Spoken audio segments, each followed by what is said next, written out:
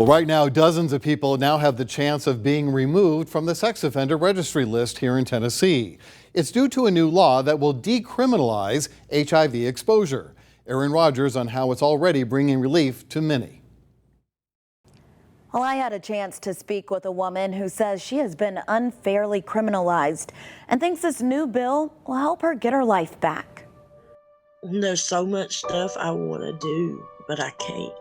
For nearly 20 years, LaShonda Salinas says life has been depressing. My little cousin, she's pregnant now.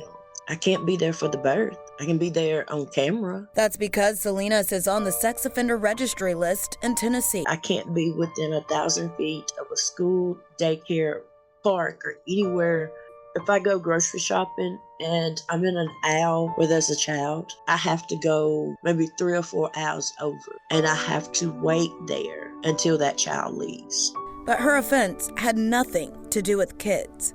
In fact, her story starts in 1999 when she was a kid herself. I gave blood. About 2 weeks later, I got a certified letter in the mail from American Red Cross. And as I read it, all I understood was HIV antibodies. Just 16 years old with a life-changing diagnosis.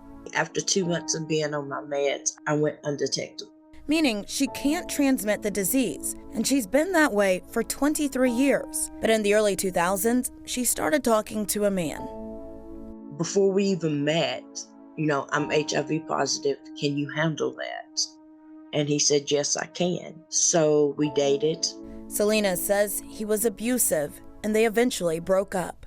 But one thing I did not know was he knew the law, and I didn't. So when an officer showed up at her job, and he says, your ex-boyfriend has filed charges on you for criminal exposure to HIV. Then it was his word against hers that she did tell him about her status. So to me, it was like a revenge thing. Which attorney Jada Hicks says is a big issue with the law. And the only defense is to prove that you disclosed, which is really, really difficult in a court of law. It's one person's word against the other, really. In the end, the justice system believed him. And that's when Selena says her nightmare started. I got to jail. I was under $100,000 bond. She couldn't make bail and sat in jail for nearly 2 months, even missing the death of her father. She says, I'm sorry, but he passed away this morning. And here I am sitting in jail. To end that pain, she took a plea to at least make her dad's funeral. What she didn't know was part of that deal meant she had to be on the sex offender list. I had to register every 3 months. I had to pay $150 a year to be on the sex offender registry. I had to attend sex offender classes. Since 2005, Salinas has known firsthand the challenges of Tennessee's law. Tennessee actually has some of the harshest laws in the nation when we look at the consequences in terms of sentencing for people living with HIV. They can face aggravated prostitution or criminal exposure charges. The current law has been on the books since the early 90s. It makes it a felony to potentially expose someone and requires people to register as sex offenders for the rest of their lives. It'll be punishable from 3 to 15 years if they know their status. Again, it doesn't require actual transmission. It doesn't even necessarily require sexual contact. Right now, around 150 people are on Tennessee's sex offender registry for an HIV-related conviction, with over half being for aggravated prostitution. The Williams Institute at UCLA's law school studied the impact on Shelby County. The Memphis area has the highest number of people with HIV convictions on the registry in the state, more than 60%. And more than 75% of those people are Black women. Shelby County does make up almost 40% of people living with HIV in the state, but the county accounts for only 17% of sex offender registrants overall.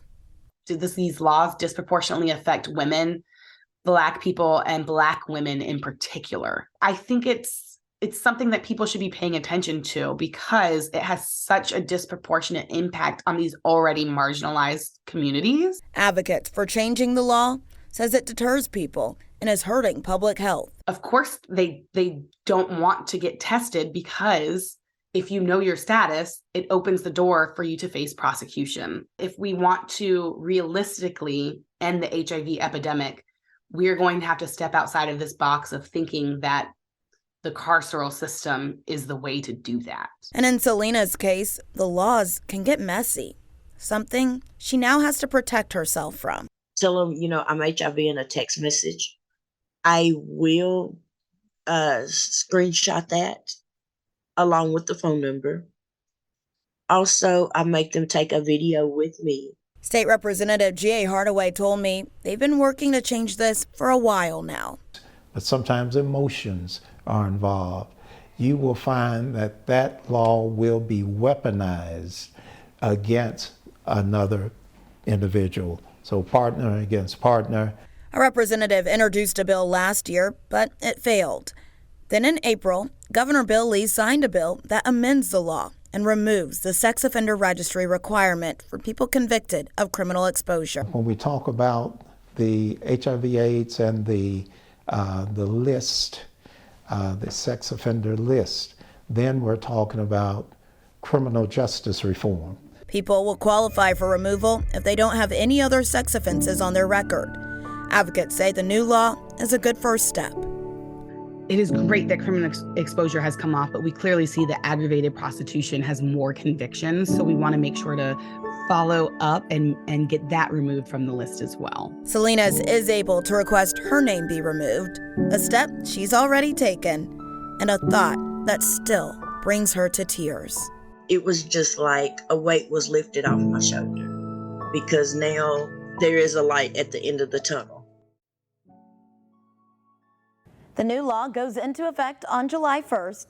Selena says she's now going to advocate in other states that have harsh laws, and she's hopeful that she just might make the birth of her baby cousin now.